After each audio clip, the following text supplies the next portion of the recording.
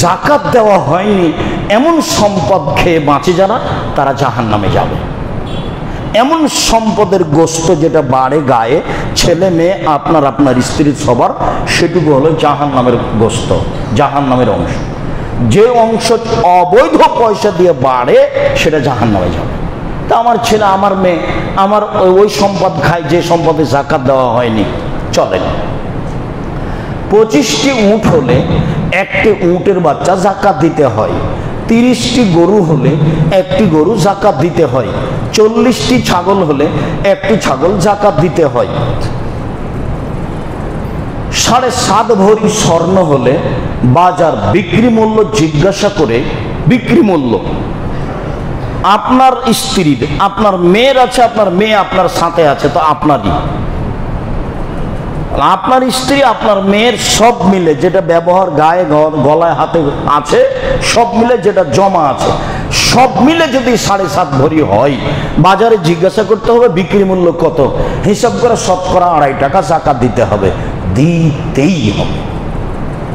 52.5 তোলা রূপা, 52.5 তোলা রূপা হলে বাজার মূল্য জিজ্ঞাসা করে শতকরা 2.5 টাকা জাকাত দিতে হবে। 52.5 তোলা রূপা, 52.5 তোলা রূপা হলে বাজার মূল্য জিজ্ঞাসা করে শতকরা 2.5 টাকা জাকাত দিতে হবে।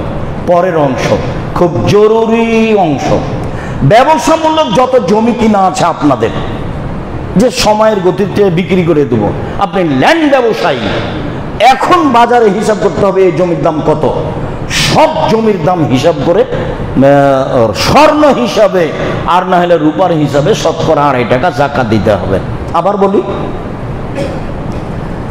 যত সম্পদ আছে ব্যবসায়ী সম্পদ, এইটুকু কিনেছেন বাড়ি করার জন্য, এটা লাগবে না।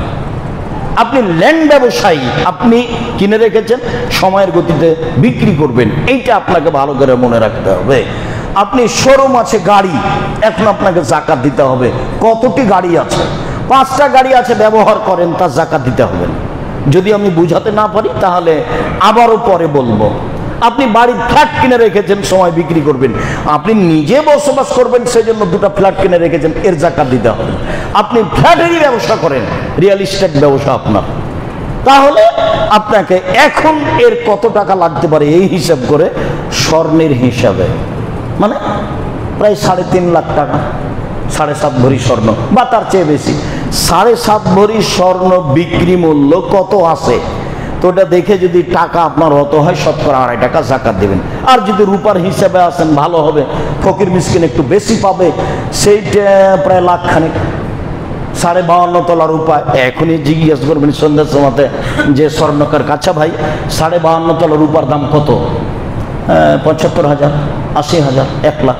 হ্যাঁ, আপনার টাকা যখন এই স্বর্ণ বিক্রি করে 1 লাখ হয়ে যায় তো দিতে হবে 7.5 ভরি বিক্রি করে যা হয়, বা রূপা বিক্রি এখন বাড়ির টাকা। এবার চলেন, ডিপিএস খোলা আছে তার টাকা, দোকান বরাদ্দ দেওয়া আছে তার টাকা, আপনার ঋণ দেওয়া আছে সহজেই পাওয়া যাবে তার টাকা, ব্যাংকে জমা আছে এই টাকা, সব মিলে যদি 7.5 ভরি স্বর্ণ সমমূল্য হয়, সব মিলে যদি 52.5 তোলা রূপা সমমূল্য হয়, তাহলে শতকরা 2.5 টাকা জাকাত দিতে হবে। আবার বলি, ডিপিএস খোলা আছে, ব্যাংকে টাকা আছে, ঋণ দেওয়া আছে পাওয়া যাবে, দোকান বরাদ্দ দেওয়া আছে, তো সব মিলে যোগ করেন। এখন দেখেন 52.5 তোলা রূপা সমান হয় নাকি, যদি হয় তাহলে শতকরা 2.5 টাকা জাকাত দিতে হবে। তবে যে টাকা আপনি ঋণ দিয়েছেন পাওয়া যাবে না, পাওয়া যাবে কি যাবে না সন্দেহ আছে, এটা হবে না। যারা কোটি কোটি টাকা লোন নিয়ে ব্যবসা করছে তাদের সব টাকার জাকাত দিতে হবে, এর উপরে ওই পূর্ণ মালিকানা আছে। এদেশের তা আবার আর একটা সুবিধা যে এক সময় সব টাকা তা ব্যাংকার বোঝানো লাগে না, যেটুকু দেখছেন সেটুকু তো গতির ব্যাপার।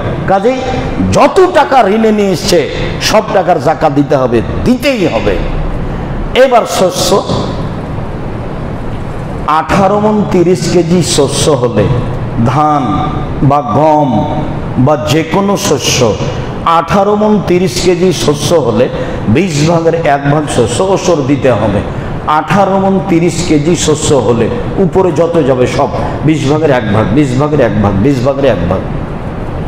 18 মণ 30 কেজি শস্য হলে 20 ভাগের 1 ভাগ শস্য ওসর দিতে হবে।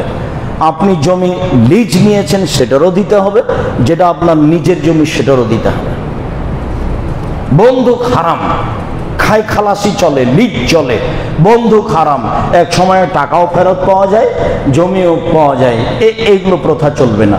খাই খালাসি এখন বুঝেন কি না, লিজ, এটা চলবে।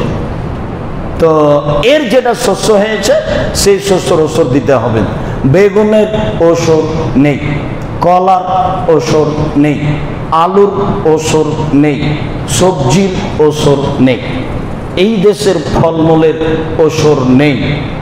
আছে আঙ্গুর, আছে খেজুর, এগুলো মূলত শস্য ওই দেশে, আর এগুলো থাকে অনেক দিন। সম্মানিত দিনী ভাই বোন, এবার আমরা আলোচনার শেষে চলে আসলাম। শেষে এসে বলছি, রমজান মাস একটু মূল্যায়ন করার চেষ্টা করেন। মূল্যায়ন করতে হলে কম খেতে হবে আর কম ঘুমাতে হবে, তাহলে কিছু মূল্যায়ন করা যাবে। বেশি খেলে বেশি ঘুমালে মূল্যায়ন করা যাবে না। এরপরে রমজান মাসের 2টা কাজে সবসময় ব্যস্ত থাকতে হবে। দান যেভাবে সহজ, যেভাবে সম্ভব। ফকির মিসকিন যে চাইতে এসেছে, ফকিরকে যে চাই, মিসকিনকে যে চাইতেও পারে না, সংসারও চলে না, ও আবার বাড়ির পাশে আছে, ওর সাথে আপনার আবার ঝগড়া, এরপরও দিতে হবে। মিসকিনকে যে বাড়ির পাশে আছে, চাইতেও পারে না, সংসারও চলে না, সেখানে দিবেন। ওসর জাকাত দেন, দান করেন।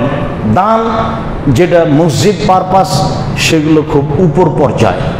মসজিদের টাকা দিয়ে মাদ্রাসা করা যায় না, মাদ্রাসার টাকা দিয়ে মসজিদ করা যায়, মানে মসজিদের টাকা নিচের দিকে নিয়ে যাওয়া যাবে না, এ খুব দামি। মসজিদের টাকা নিচের দিকে নিয়ে যাওয়া যাবে না, মসজিদের টাকা দিয়ে মসজিদ বানাতে হবে। এখানে জায়গা না থাকলে যাদের মসজিদ তৈরি হচ্ছে সেখানে দিতে হবে। যুগ যুগ ধরে, শতাব্দীর পর শতাব্দীর টাকা ধরে রাখতে হবে না। আপনার পরে আপনার ছেলে আসবে, সে কোটি টাকার মালিক হবে, যার জন্য এই মসজিদ তৈরি করা কোনো ব্যাপারই নয়। কাজেই আপনাকে এটা ধরে রাখতে হবে, এটার প্রয়োজন নেই। আপনার প্রয়োজন না থাকলে পাশের মসজিদে সেখানে দিয়ে দিবেন। মসজিদের টাকা মাদ্রাসায় নিয়ে যাওয়া যায় না, তাহলে এটা নিচে চলে গেল। ওটা হলো মসজিদের টাকা সবচেয়ে উপরে আছে, এইটা মসজিদেই খরচ করতে হবে। হ্যাঁ, মাদ্রাসার টাকা আপনারা আলোচনা করে মসজিদে নিয়ে আসতে পারেন। সম্মানিত দিনী ভাই বোন, আমি রমজানকে যথাযথভাবে মূল্যায়ন করার আন্তরিকভাবে অনুরোধ জানিয়ে, সম্পদ অপবিত্র থাকে, অর্থাৎ সেই খাদ্য খেয়ে ইবাদত করলে ইবাদত কবুল হবে না, সিয়াম রোজা কবুল হবে না, সালাত কবুল হবে না। অত্র আয়াতে আল্লাহ তাআলা শেষের অংশে বলেন, সাল্লি আলাইহিম, মুহাম্মদ সাল্লাল্লাহু আলাইহি সাল্লাম, ওরা যাকাত দিলে আপনি তাদের জন্য একটু দোয়া করবেন। ইন্না সালাতাকা সাকানুল লাহুম, আপনার দোয়া তাদের জন্য নিরাপত্তার মাধ্যম। আপনি একটু দোয়া করে দিলে তারা নিরাপদে থাকবে, আর তাদের অর্থ সম্পদ নিরাপদে থাকবে। যাদের হাতে যাকাত হস্তান্তর করা হবে তার জন্য জরুরি জিম্মেদারি একটু দোয়া করা, যাকাত দাতার জন্য। দোয়া করলে ব্যক্তিও নিরাপদে থাকবে, সম্পদও নিরাপদে থাকবে। এ কথা আল্লাহ তাআলা বলেন। আল্লাহ তাআলা বলেন, অফি আমওয়ালিহিম হাক্কুম মালুম লিসাইল ওয়াল মাহরুম। পৃথিবীর মানুষ, মনে রেখো, তোমাদের সম্পদে নিঃস্ব মানুষের হক অধিকার রয়েছে। যাকাতের হকদার যিনি, তিনি হলেন আপনার সম্পদের অধিকারী ও মালিক। আপনি যদি হকদারকে যাকাত না দেন, তাহলে আপনি হকদারের হককে মেরে খেলেন। মানে আপনি ফকির মিসকিনের টাকা মেরে খেলাম, বা এদেশের কওমি বেসরকারি মাদ্রাসার টাকা মেরে খেলাম। যা অনেক সময় দায়িত্বশীলেরা মেরে খায়। হয়তোবা মাদ্রাসার প্রিন্সিপাল বা সভাপতি বা কোনো মাওলানা টাকা মাদ্রাসার আয় করলো, উপার্জন করলো, তারপর খেয়ে ফেললো, তো 10-এর পয়সা খেয়ে ফেললো, মানে অসহায় মানুষের পয়সা খেয়ে ফেললো। তো আপনি যখন যাকাত দিলেন না, তখন আপনি অসহায় ফকির মিসকিনের টাকা খেয়ে ফেললেন, হক নষ্ট করে দিলেন। উপার্জন করেছি আমি, আবার হক নষ্ট করলাম আমি, এই কথা আল্লাহ তাআলা বলেন। আমার আর আপনার কিছু করার নেই। আল্লাহ তাআলা বলছেন যে তোমার সম্পদে নিঃস্ব মানুষের অধিকার রয়েছে, সেটা তুমি দিয়ে দিবা হিসাব করে। অন্যথায় তুমি নিঃস্ব মানুষের হক মেরে খেয়েছো, তখন বিচার দেরিতে হবে, সময়ের গতিতে আবারও হবে ইনশাআল্লাহ। এখন আপাতত মনে রাখবেন যে যাকাত না দেওয়া অপরাধের একটা অপরাধ হলো হক নষ্ট করা, যার বিচার পরে হবে। বিচারের মাঠে যারা হক নষ্ট করে তাদের বিচার পরে হবে। যারা এক জমি 10 বার 5 বার 2 বার বিক্রি করে তাদের বিচার পরে হবে। যারা মানুষের প্রতি জুলুম অত্যাচার করে তাদের বিচার পরে হবে। যারা মানুষের অর্থ সম্পদ লুটপাট করে জোর করে ভক্ষণ করে তাদের বিচার দেরিতে হবে। কতদিন দেরিতে হবে আল্লাহ ভালো জানে। যদি একদিন দেরি হয় তাহলে 50,000 বছর, আর যদি 3 দিন দেরি হয় তাহলে 1,500 বছর। অথচ বিচারের সময়কে আল্লাহ নবী উল্লেখ করেছেন 1 ওয়াক্ত ফরজ সালাত আদায়ের সমান। তো আমরা ধরে নিই 3 থেকে 5 মিনিট বা 7 মিনিট। একটা মানুষের বিচারের সময়সীমা 3 থেকে 5 মিনিট থেকে 7 মিনিট, একটা ফরজ সালাত আদায় করার সময়। অথচ আল্লাহ নবী এখন বলছেন, আল্লাহ তাআলা বলছেন যে ওর বিচার দেরিতে হবে, যেহেতু হক মেরে খেয়েছে ফকির মিসকিনের। পরবর্তীতে কথা পরে হবে ইনশাআল্লাহ। আল্লাহ তাআলা বলেন ওয়াতু হাক্কাহু ইয়াওমা হাসাদিহি, যেদিন শস্য কেটে আনছো সেদিন শস্যের ওসর বের করে দাও। শস্য যতবার উৎপাদন হবে ততবার ওসর, যতবার উৎপাদন হবে ততবার ওসর পরিমাণে পৌঁছবে। আর শস্য ব্যতীত বাকি সম্পদ 1 বছর, বাকি সম্পদ 1 বছর, বাকি সম্পদ 1 বছর। আর শস্য যতবার উৎপাদন হবে। অত্র আয়াতে আল্লাহ তাআলা শস্য উৎপাদনকারীকে আদেশ করেন যে যখন তুমি শস্য কেটে আনবা তখন হিসাব করে ওষুধ দিয়ে দিবা, এটা আল্লাহর আদেশ। চলেন দেখি মুহাম্মদ সাল্লাল্লাহু আলাইহি সাল্লাম কি বলেন। আব্দুল্লাহ ইবনে উমর রাদিয়াল্লাহু তাআলা আনহু বলেন, রাসূল সাল্লাল্লাহু আলাইহি সাল্লাম বলেছেন, বনিয়াল ইসলাম আলা খামসিন, ইসলামের ভিত্তি হলো 5টা, যার উপরে ইসলাম নির্ভর করে। ভিত্তি একটা ঘর যার উপরে নির্ভর করে, তো ইসলামের ভিত্তি আছে 5টা, এটা নির্ভর করে 5টার উপরে। 1, শাহাদাতে আল্লাহ ইলাহা ইল্লাল্লাহ ওয়া আন্না মুহাম্মাদুর রাসূলুল্লাহ, আমি এই বলে সাক্ষ্য দিব যে আল্লাহ ছাড়া কোনো মাবুদ নাই, এই বলে সাক্ষ্য দিব যে মুহাম্মদ আল্লাহর রাসূল। আমি এই বলে সাক্ষ্য দিব যে আল্লাহ ছাড়া কোনো মাবুদ নেই, এই কথার অর্থ হলো শিরক করা যাবে না। যেহেতু আমরা এটা বুঝি না, কাজে আমাদের জন্য শিরক করা সহজ। তারপরে আমি সাক্ষ্য দিচ্ছি মুহাম্মদ আল্লাহর রাসূল, মুহাম্মদ আল্লাহর রাসূল আমি সাক্ষ্য দিচ্ছি, এর মানে হলো এই যে ইবাদত করা হবে না, তবে যেটুকু রাসূলের পক্ষ থেকে আছে এইটুকু। যেমন ধরি যে যেমন বেরায়েতের মসজিদগুলোতে এই 15 তারিখ থেকে ফিতরা আদায় শুরু হয়ে যায়, এটা কি রাসূলের পদ্ধতি? আমি সাক্ষ্য দিচ্ছি মুহাম্মদ আল্লাহর রাসূল, তো যদি আমি 15 তারিখ থেকে ফিতরা দেওয়া শুরু করি তখন কি আমার সাক্ষী টিকলো? ওটা তো শুরুর টাইম হলো 28 তারিখ, নিতান্ত আগে বাড়লে 28 তারিখ, 28 তারিখে দেওয়া যায়। আর বুখারী মুসলিমের একাধিক হাদিস ঈদের দিন সকালে দিয়ে মসজিদ ঈদের মাঠে যেতে হবে, এটা একাধিক বুখারী মুসলিমের হাদিস। এখন আপনাদের চলে, কেন যে চলে তা আমাদের জানা নাই, আমি জানি না কেন চলে, কিভাবে চলে, কার সাহসে চলে, এটা আমার জানা নাই। তবে আপনি ভুল সিদ্ধান্ত আছেন, এটা চূড়ান্ত। আপনি মনে করবেন না যে আমি আপনার খুতবা দিতে এসেছি, আপনার খাতে ভিজে এসেছি, এই হিসাব আমার জীবনে আমি কোনোদিন করিনি। ওর আমি হিসাবই করি না। আমি হয় দিনের স্বার্থে এসেছি, আর না হয় জামিয়া সালাফের স্বার্থে এসেছি। এইটা হতে পারে। আমার ব্যক্তিগত স্বার্থ, এটা আমার প্রয়োজন নাই। আমি অনেক উপরে আছি আলহামদুলিল্লাহ। আমার আব্বার জমি জায়গা চাষ করে খেলে আমার আরো কয়েক পিঢ়ি যাবে আলহামদুলিল্লাহ। তো কেন যে চলে আপনাদের তা আমার জানা নাই।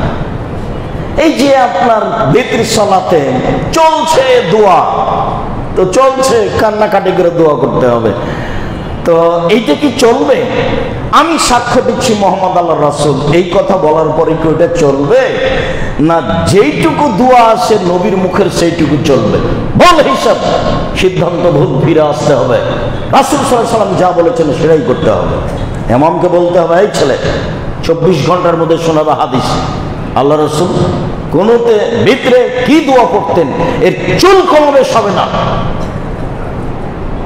সেই দিন আপনি বুঝবেন আমি সাক্ষ্য দিচ্ছি মোহাম্মদ আল্লাহ রাসূল। এমনি দিন কাটে, নিজে খাই, নিজে করি, নিজের মতো চলি, ধর্ম আবার কি? সম্মানিত দিনী ভাই বোন, বলছিলাম এরপরে সালাত আদায় করলো, এরপরে রমজান মাসে সিয়াম পালন করলো, যাকাত প্রদান করলো। এই হলো ভিত্তি। যাকাত একটা ইসলামের ভিত্তি, দিতেই হবে। আব্দুল্লাহ ইবনে আব্বাস রাদিয়াল্লাহু তাআলা আনহু বলেন, লাম্মা বা'আসা রাসূলুল্লাহ সাল্লাল্লাহু আলাইহি ওয়াসাল্লাম মুহদানিল লিল ইমান ফাকালা ইন্নাকা তা'তি আহলা কিতাবিন ফাদুম ইলা শাহাদাতিন লা ইলাহা ইল্লাল্লাহ ওয়া আন্না মুহাম্মাদুর রাসূলুল্লাহ। আব্দুল্লাহ ইবনে আব্বাস বলেন, যখন আল্লাহর নবী মুআয ইবনে জাবালকে ইয়ামানে পাঠালেন, তখন বলছেন, মুআয ইবনে জাবাল ইন্নাকা তা'তি আহলা কিতাবিন, তুমি যাচ্ছ ইহুদি খ্রিস্টানের নিকট দাওয়াত দিতে। মুআয ইবনে জাবাল, তুমি যাচ্ছ ইহুদি খ্রিস্টানের নিকটে দাওয়াত দিতে। ফাদুম ইলা শাহাদাতিন লা ইলাহা ইল্লাল্লাহ ওয়া আন্না মুহাম্মাদুর রাসূলুল্লাহ, তোমার প্রথম বাক্য হবে, জনগণ বলবে আমি সাক্ষ্য দিচ্ছি আল্লাহ ছাড়া কোনো মাবুদ নেই, আমি সাক্ষ্য দিচ্ছি মোহাম্মদ আল্লাহর রাসূল। এইটা হবে তোমার প্রথম কাজ। ফাইনু মুতালিদা আলাইক, তারা যদি তোমার এটা মেনে নেয়, এইটা যদি তোমার মেনে নেয়, এটা এক, তাহলে তুমি বলবা যে আল্লাহ তাআলা 24 ঘন্টায় 5 ওয়াক্ত সালাত ফরজ করেছে। এটা হলো 2। 3 ফাইনু মুতালিদা আলাইক, এইটা যদি মেনে নেয়, তাহলে তুমি বলবা যে ইন্নাল্লাহ কাদ ফারাজা আলাইহিম সাদাকা তুখাযু মিন আগনিহিম ওয়া তুরাদ্দু আলা ফুকরাহিম, যে তোমাদের উপরে যাকাত ফরজ, ধনীদের নিকট থেকে নিতে হবে, গরিবদেরকে বন্টন করে দিতে হবে। আদায়কারী নিবে, নিয়ে গরিবদের মাঝে বন্টন করে দিবে, আপনি তাকে দিয়ে দিবেন। যদি আদায়কারী না থাকে, আপনি নিজে দিয়ে আসবেন। হাদিস বুখারী মুসলিম। অত্র বুখারী মুসলিমের 2টি হাদিসে প্রমাণ হয় যে আল্লাহর নবী যাকাত আদায়ের জন্য আদেশ করেছেন, যাকাত দিতে আদেশ করেছেন। আমরা খুব সংক্ষিপ্ত সময়ে বুঝলাম যে যাকাত দেওয়া ফরজ, দিতে হবে, বাধ্য আমি আর আপনি। এবার চলেন একটু মনটা খুশি করি, যাকাত দিলে কি হবে এইটা আগে শুনি, ভালো লাগবে। মহান আল্লাহ বলেন, ইন্নাল্লাযীনা আমানু ওয়া আমিলুস সালিহাত ওয়া আকামুস সালাতা ওয়া আতাউজ যাকাতা, নিশ্চয় যারা ঈমান আনলো, সৎ আমল করলো, সালাত আদায় করলো, যাকাত প্রদান করলো, লাহুম আজরুহুম ইনদা রাব্বিহিম, তাদের প্রতিদান রয়েছে তাদের প্রতিপালকের নিকটে, তাদের প্রতিদান রয়েছে তাদের প্রতিপালকের নিকটে। ওয়ালা খাউফুন আলাইহিম ওয়ালা হুম ইয়াহজানুন, বিচারের মাঠে তারা আশঙ্কিত হবে না, শঙ্কিত হবে না। কি যে হয়, কি যে হয়, কি যে হয়, সফল হব কি না, এরকম কোনো আশঙ্কা থাকবে না। খাউফুন আলাইহিম, কোনো ভয় থাকবে না। তিনটে: এক, প্রতিদান; দুই, আশঙ্কা নেই; তিন, কোনো ভয় নেই। এটা হলো জাকাতের ফজিলত। জাকাত দিলে লোকটা স্বাধীন থাকবে বিচারের মাঠে, কোনো সমস্যা নেই। মহান আল্লাহ বলেন, ওয়াল মুকিমিনাস সালাতা ওয়াল মুতুনাজ যাকাতা ওয়াল মুমিনুনা বিল্লাহি ওয়াল ইয়াউমিল আখির। যারা পাঁচ ওয়াক্ত সালাত আদায় করে, যারা যাকাত প্রদান করে, যারা আল্লাহকে বিশ্বাস করে, পরকালকে বিশ্বাস করে, উলাইকা, তারা এমন মানুষ, সানুতিহিম আজরান আযীমা, আমি তাদের বড় প্রতিদান দিব। যারা যাকাত প্রদান করে, আমি তাদের বিচারের মাঠে বড় প্রতিদান দিব। এই কথা আল্লাহ তাআলা বলেন। আল্লাহ তাআলা অন্যত্রে বলেন, ওয়াল্লাযীনা হুম লিয-যাকাতি ফাইলিন, যারা যাকাত প্রদান করে, উলাইকা হুমুল ওয়ারিসুন, এরাই হবে জান্নাতের মালিক। যারা যাকাত প্রদান করে এরা হবে জান্নাতের মালিক।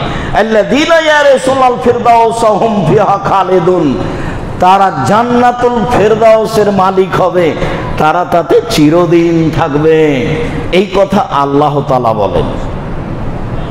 যারা যাকাত প্রদান করবে তারা হবে জান্নাতের মালিক। ফরজ আদায় করতে আপনি বাধ্য, এটা আল্লাহর অতিরিক্ত দয়া। আপনার নেকি হলেও দিতে হবে, না হলেও দিতে হবে। চাঁপাই নবাবগঞ্জের ভাষা তো তুই তো দিবি, তোর বাপকে দিতে হবে। একটু পরে দেখেন পিটিয়ে আদায় করার কথা আসছে, তো দিতেই হবে। তো এখন আল্লাহর একটা অতিরিক্ত দয়া। আচ্ছা ঠিক আছে, যখন যাকাত প্রদান করলো তাহলে আল্লাহর পক্ষ থেকে সুসংবাদ কি, ওরাই জান্নাতের মালিক। আমি ওদেরকে জান্নাতুল ফেরদাউসের মালিক করে দিব, তারা সেখানে চিরদিন থাকবে। সবচেয়ে দামি জান্নাত হচ্ছে জান্নাতুল ফেরদাউস।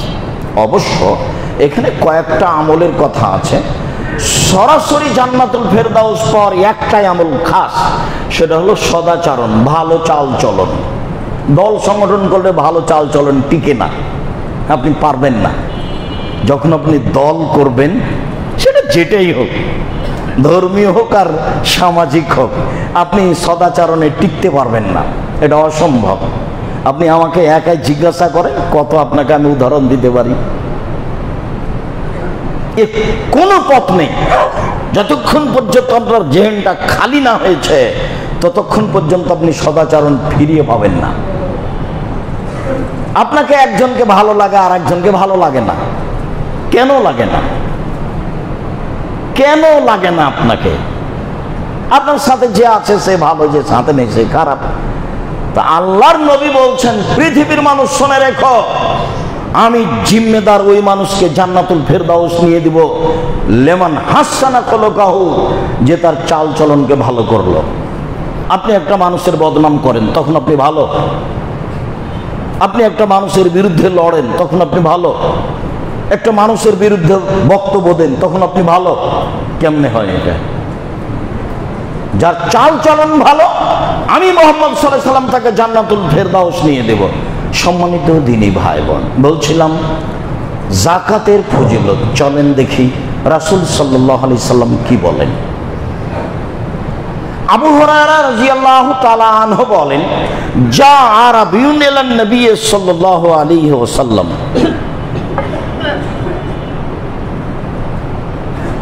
একজন পল্লীর মানুষ, বেদুইন অশিক্ষিত মানুষ রাসূলের কাছে আসলো, এসে বলছে, দুল্লানি আলা আমালিন ইজা আমিলতুহু দাখালতু জান্নাতা। আল্লাহর নবী, আমাকে একটা আমলের কথা বলেন তো, যেটা করে জান্নাতে চলে যাব। এটা হলো জিজ্ঞাসা। আল্লাহ রাসূল একটা আমলের কথা বলেন তো। এই চালাই, হুড়াহুড়ি করছো কেন? আপনি ঘুমাচ্ছেন কেন? জায়গা পরিবর্তন করেন। স্বাভাবিকভাবে মসজিদে আসবেন না, প্রস্তুতি নিয়ে আসবেন। আর এমনি তো ফজরের সালাতের পরে ঘুমিয়ে গেছেন, কি সালাত আদায় করে নাই ঘুমাচ্ছেন নাকি 8টা 10টা 11টা 12টা পর্যন্ত ঘুমিয়ে আছে। প্রস্তুতি নিয়ে থাকতে হবে। এটা জুমার খুতবা। পল্লীর মানুষ এসে বলছে একটা আমলের কথা বলেন যাতে আমি জান্নাতে চলে যাব। তখন আল্লাহ রাসূল শুরু করলেন, 1 আল্লাহর ইবাদত করো, শিরক করো না। 2 সালাত আদায় করো। 3 যাকাত প্রদান করো। 4 রমজান মাসে সিয়াম পালন করো। এই পর্যন্ত বলতেই লোকটা এখন বলছে, ওয়াল্লাহি ওয়াল্লাযী নাফসি বিয়াদিহি, আমি সাধারণ অশিক্ষিত মানুষ, আল্লাহর কসম করে বলছি, আল্লাহর নবী যা বললেন তার বিন্দুমাত্র কম করব না, বিন্দুমাত্র বেশিও করব না। আমি গ্রামের মানুষ, আল্লাহর কসম করে বলছি, আল্লাহর নবী যা বললেন আমি তার বিন্দুমাত্র কমও করব না, তার বেশিও করব না। সুম্মা আল্লাহ, এরপর লোকটি চলে যাচ্ছে, এই স্বীকৃতি দিয়ে চলে যাচ্ছে। তখন আল্লাহ রাসূল বলছেন, শোনো, মান সাররাহু ইয়ানজুরা ইলা রাজুলিন মিন আহলিল জান্নাহ ফালিয়ানজুর হালা। শোনো শোনো, কেউ যদি জান্নাতি দেখতে চায়, এই লোকটাকে দেখো, দেখো এ হলো জান্নাতি, এ দেখো এই লোক জান্নাতি। এখানে একটা আছে যাকাত। আল্লাহ রাসূল বললেন যে তোমরা জান্নাতি মানুষকে দেখতে চাও, এ দেখো। ও কিন্তু এখনো আমল করেনি, ও তো চালুই করেনি আমল। আল্লাহ রাসূল এভাবে বলছেন, মানে তার দৃঢ়তা, তার দৃঢ়তা, আল্লাহর কসম যা বলেছেন তার সরিষা সম পরিমাণ কমও করব না, বেশিও করব না। সে দৃঢ় চেতার মানুষ, একবারে দৃঢ়তা প্রকাশ করেছে, ওরা আমলই করেনি। আল্লাহ রাসূল বলছেন, দেখো দেখো দেখো, কেউ যদি জান্নাতি দেখতে চাও, এই লোকটা জান্নাতি। হাদিস তো বুখারী মুসলিম। এ হলো যাকাতের ফল।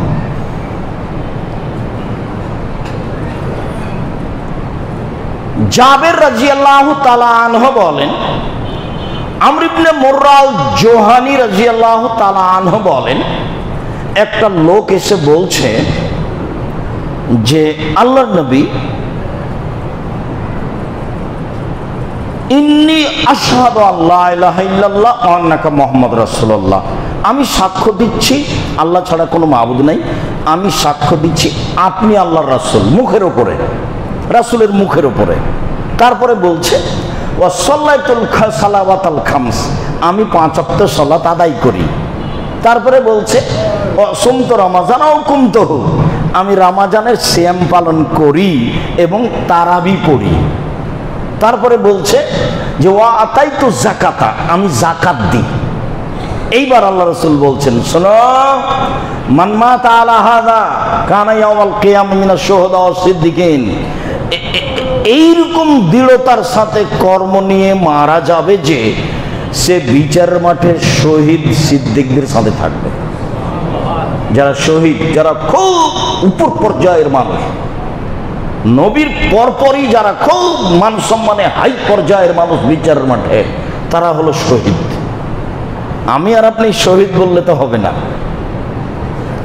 যারা শহীদ তাদের মান অনেক বেশি। তো আল্লাহ রাসূল বললেন যে যারা 5 ওয়াক্ত সালাত আদায় করে, সিয়াম পালন করে, যাকাত প্রদান করে, এরা বিচারের মাঠে শহীদদের সাথে থাকবে। এই কথা মুহাম্মদ সাল্লাল্লাহু আলাইহি সাল্লাম বলেন, এটা আমার কথা নয়। জাবের রাদিয়াল্লাহু তাআলা আনহু বলেন, রাসূল সাল্লাল্লাহু আলাইহি সাল্লাম একদিন আল্লাহ রাসূলকে জিজ্ঞাসা করলেন যে আরাইতা ইন আদ্দার রাজুলু যাকাতা মালিহি, আল্লাহ নবী, মানুষ যদি তার সম্পদের যাকাত বের করে তাহলে কি হবে? আল্লাহ রাসূল বলেন, তো মানুষ যদি তার সম্পদের যাকাত হিসাব করে বের করে তাহলে কি হবে? তখন আল্লাহ রাসূল বলছেন, মানাদ্দা যাকাতা মালিহি ফাআযহাবাল্লাহু শাররাহু আনহু, কে যদি যাকাত সম্পদ থেকে হিসাব করে বের করে তার সম্পদ চিরদিন নিরাপদে থাকবে। ওই সম্পদ নিয়ে জাহাজ পানিতে ডুবে যাবে না, ওই সম্পদ আপনার দোকান পুড়ে নষ্ট হবে না। ওটার উপরে কোনো বিপদ আসবে না। এ কথা আমি বলিনি, এ কথা মুহাম্মদ সাল্লাল্লাহু আলাইহি সাল্লাম বলেছেন। তিনি বলেছেন যে সম্পদের যাকাত দিবে তার সম্পদে কোনো বালা মুসিবত আসবে না, এই কথা মুহাম্মদ সাল্লাল্লাহু আলাইহি সাল্লাম বলেন। যদি কথা মনে না থাকে তাহলে যন্ত্রপাতি সামনে আছে, আবারও চালু করে বুঝবো। সম্মানিত দিনী ভাই বোন যারা আমার সামনে আছেন, যারা অনলাইনে পৃথিবীর বিভিন্ন প্রান্ত থেকে অবগত হচ্ছেন, যারা সময়ের গতিতে অবগত হবেন, আমি পৃথিবীর সকল বাঙালি দিনী ভাই বোনকে বলছি, আপনি আপনার অর্থ সম্পদের যাকাত বের করুন, আপনার অর্থ সম্পদ ধ্বংস হবে না, আপনার অর্থ সম্পদের উপরে বালা মুসিবত আসবে না, এই কথা মুহাম্মদ সাল্লাল্লাহু আলাইহি ওয়াসাল্লাম বলেন। আর আল্লাহ বলে আপনি জান্নাতের মালিক, আপনি জান্নাতুল ফেরদাউসের মালিক, আপনি সেখানে চিরদিন থাকবেন, এ কথা আল্লাহ তাআলা বলেন। সম্মানিত দিনী ভাই বোন, অবশ্য আপনি যাকাতে হিসাব করে বের করবেন। উমামা বাহিলি রাদিয়াল্লাহু তাআলা আনহু বলেন, রাসূল সাল্লাল্লাহু আলাইহি সাল্লাম বলেছেন যে সাল্লু খামসাকুম, 5 ওয়াক্ত সালাত আদায় করো, অসুমু শাহরাকুম, রমজান মাসের সিয়াম পালন করো, ও আদা যাকাত আমওয়ালিকুম, সম্পদের যাকাত দিয়ে দাও, ও আতিজা আমরিকুম, সমাজের দায়িত্বশীল যারা হুঁশিয়ার, সমাজের নেতা দায়িত্বশীল যারা, তাদের মেনে চলো, তাদখুলু জান্নাতা রাব্বিকুম, সহসাই তোমাদের প্রতিপালকের জান্নাতে চলে যাবা। 1 5 ওয়াক্ত সালাত, 2 রমজান মাসের সিয়াম, 3 যাকাত প্রদান, 4 মানুষকে মেনে চলা, মানুষকে উপেক্ষা করে চলতে হবে না। জান্নাত পাওয়ার এটা একটা বড় মাধ্যম, তাহলে আপনি আপনার প্রতিপালকের জান্নাতে সহজেই চলে যাবেন। সম্মানিত দিনী ভাই বোন, আমরা যাকাত দিলে সহজে জান্নাত পাবো, জান্নাতুল ফেরদাউসের মালিক হব, সম্পদ নিরাপদে থাকবে, এই কথা আল্লাহ তাআলা বলেন, এই কথা রাসূল সাল্লাল্লাহু আলাইহি ওয়াসাল্লাম বলেন, যা আমরা অবগত হলাম। আল্লাহুম্মা সাল্লি আলাইহি, আল্লাহুম্মা বারিক আলাইহি। আলহামদুলিল্লাহ ওয়াহদা ওয়াসসালাতু ওয়াসসালামু আলা মান লা নাবিয়্যা বাদা। এখন স্বেচ্ছায় যাকাত দিলাম না, নেকির আশাও করলাম না, তাহলে কি হবে? তাহলে সরকারিভাবে যদি নিয়ম থাকে তাহলে আসবে, আমার হাতে রশি লাগিয়ে বেঁধে পিটিয়ে নিয়ে চলে যাবে, এটা চাইছি। প্রমাণ আবু হুরায়রা রাদিয়াল্লাহু তাআলা আনহু বলেন, লাম্মা তুফিয়া রাসূলুল্লাহ সাল্লাল্লাহু আলাইহি ওয়াসাল্লাম উস্তুকলা আবু বকরিন বাদাহু, আল্লাহর নবী দুনিয়া থেকে বিদায় নিলেন আর আবু বকর রাদিয়াল্লাহু তাআলা আনহুকে খলিফা নির্বাচন করা হলো। ওয়াকাফারা মান কাফারা মিনাল আরব, তখন অনেকে বলল, হ্যাঁ সালাত আদায় করব, তবে যাকাত দেব না। নিজে কষ্ট করে পয়সা উপার্জন করে আবার যাকাত, মনে তো হচ্ছে দণ্ডি দিচ্ছি, লাখ লাখ কোটি কোটি টাকা যাকাত দেওয়া হয় এত পরিশ্রম করে উপার্জন করে। তো অনেকে বলল যে সালাত আদায় করব, যাকাত দেব না। এখন আবু বকর সিদ্দিক তো খলিফা, উমর রাদিয়াল্লাহু তাআলা বলছেন, কাইফা তুকাতিলুন নাস, মানুষের সাথে কিভাবে লড়াই করবেন? এখন মানুষের সালাত আদায় করবে, যাকাত দেবে না যে। আল্লাহ নবী বলেছেন, মান কালা লা ইলাহা ইল্লাল্লাহ ফাকাদ আসামা মিন্নি দিমাউহু ওয়া মালুহু আও মালাহু, যে ব্যক্তি বলেছে লা ইলাহা ইল্লাল্লাহ, তার সম্পদ নিরাপদে, সেও নিরাপদে, তাকে মারা যাবে না। এখন এরা যে সালাত আদায় করবে, যাকাত দেবে না যে, এরা লা ইলাহা ইল্লাল্লাহ বলেছে। এইবার আবু বকর সিদ্দিক বলছেন, এই এখন যেটুকু বলতে যাচ্ছি এটুকু ইতিহাসে আছে, মধ্যে একটা বাক্য, আনতা জাব্বার ফিল মুশরিক ওয়া খাওয়ার ফিল ইসলাম। বলেন কি ওমর, যেদিন আপনি মুশরিক ছিলেন সেদিন আপনি বীর পুরুষ ছিলেন, আজকে আপনি মুসলমান হয়েছেন, কাপুরুষ হয়েছেন।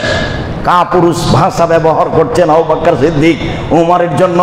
অর্ধ পৃথিবীর খলিফা, কুশাগর বুদ্ধিজীবী রাজনীতিবিদ ওমর, যার কথা শুনলে মানুষের অন্তর কাঁপে, যার রাস্তা ছেড়ে দিত শয়তান, যার সামনে মেয়েরা এসে কথা বলার সাহস রাখতো না, এত বড় শক্তিশালী ইমানদার মানুষকে বলছেন আবু বকর সিদ্দিক, বলেন কি আপনি, যেদিন আপনি মুশরিক ছিলেন সেদিন আপনি বীর পুরুষ ছিলেন, আজকে আপনি মুসলমান হয়েছেন, কাপুরুষ হয়েছেন। আমি আবু বকর সিদ্দিক বলছি, আল্লাহ আল্লাহর কসম, আমি আবু বকর সিদ্দিক বলছি, আল্লাহ আল্লাহর কসম, আমি আবু বকর সিদ্দিক বলছি, আল্লাহ আল্লাহর কসম, লাউকাতুল মান ফাররাকা বাইনা সালাতি ওয়াজ যাকাতে ফাইনা যাকাতা হাকুল মালে, যারা সালাত আদায় করবে, যাকাত দেবে না, আমি তাদের বিরুদ্ধে যুদ্ধ চালিয়ে যাব, মারবো না হয় মরবো, আমি তাদের বিরুদ্ধে যুদ্ধ চালিয়ে যাব, পিটিয়ে যাকাত আদায় করবো, মরবো না হয় মারবো। এটা আল্লাহর হক, এটা বের করতেই হবে আমাকে যে কোনো মূল্যে। শুধু তাই নয়, আপনি শুনে রাখুন, আল্লাহে আল্লাহর কসম, আল্লাহে আল্লাহর কসম, লাউ মানাউনি আনাকান কান ইয়াদুনা ইলা রাসূলিল্লাহ সাল্লাল্লাহু আলাইহি ওয়াসাল্লাম লা কাতালতুহু আলাইহা। মনে রাখবেন, আপনি রাসূলের যুগে মানুষ গরু যাকাত দিতে এসে গরুও দিয়েছে, রশিও দিয়েছে। মনে রাখবেন, আপনি রাসূলের যুগে মানুষ ধান ওসর দিতে এসে ধানও দিয়েছে, বস্তাও দিয়েছে। মনে রাখবেন, আমি আল্লাহর কসম করে বলছি, রাসূলের যুগে গরু দিতে এসে গরুও দিয়েছে, রশিও দিয়েছে। রাসূলের যুগে ধান ওসর দিতে এসে ধানও দিয়েছে, বস্তাও দিয়েছে। আমি আবু বকর সিদ্দিক বলছি, আজ যদি গরু দেয়, রশি না দেয়, আজ যদি গরু দেয়, রশি না দেয়, ধান দেয়, বস্তা না দেয়, তাহলে আমি তার সাথে যুদ্ধ চালিয়ে যাব, পিটিয়ে বস্তা আদায় করব, রশি আদায় করব। কেন? এটা রাসূলের যুগে ছিল, এইটাই করব যে কোনো মূল্যে। রশি তো ফরজ নয়, বস্তা তো ফরজ নয়। তার মানে উনি মুহাম্মদ সাল্লাল্লাহু আলাইহি সাল্লামের নীতির উপরে টিকে থাকতে অটল, যে কোনো মূল্যে।